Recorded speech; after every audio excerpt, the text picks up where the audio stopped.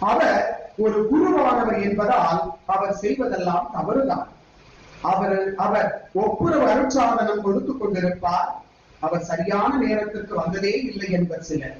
அவர் சரியான நேரத்தில் திருப்பலி ஆரம்பிப்பார். அவருடைய கடிகாரம் சரியில்லை என்பர் சிலர். அவர் நற்செய்தி பணிக்காக கார் வைத்திருப்பார். அவர் ஒரு ஆடம்பர பிரியர் என்பர் சிலர்.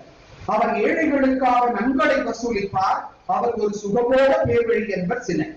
அவர் தமது கடமைகளை சரியாக முறையாக செய்வார். அவர் ஒரு சோம்பேறி என்பர் சிலர்.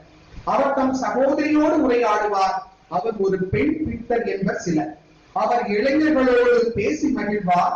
அவர் ஒரு பேடி அலி என்பர் சிலர். அவர் நற்செய்திக்கு சரியாக விளக்கம் கொடுப்பார். அவர் அதிக நேரம் பேசுகிறார் என்பர் சிலர். அவர் நற்செய்தியை மட்டும் போதிப்பார். அவர் சரியாக தயாரிக்கவில்லை என்பர் சிலர்.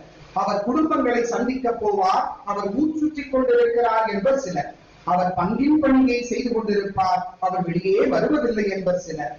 அவர் இளம் குருவாக இருப்பார். அவருக்கு அனுபவம் போதாது என்பர் சிலர். அவர் வயதானவராக இருப்பார். அவர் ஓய்வு பெற்றால் நல்லது என்பர் சிலர்.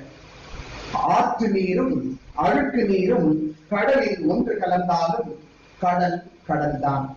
இப்படிப்பட்ட எப்படி சொல்லப்பட்டாலும் விமர்சிக்கப்பட்டாலும் வியாக்கியானங்கள் சொல்லப்பட்டாலும் ஒரு குரு எப்போதும் குருதான்.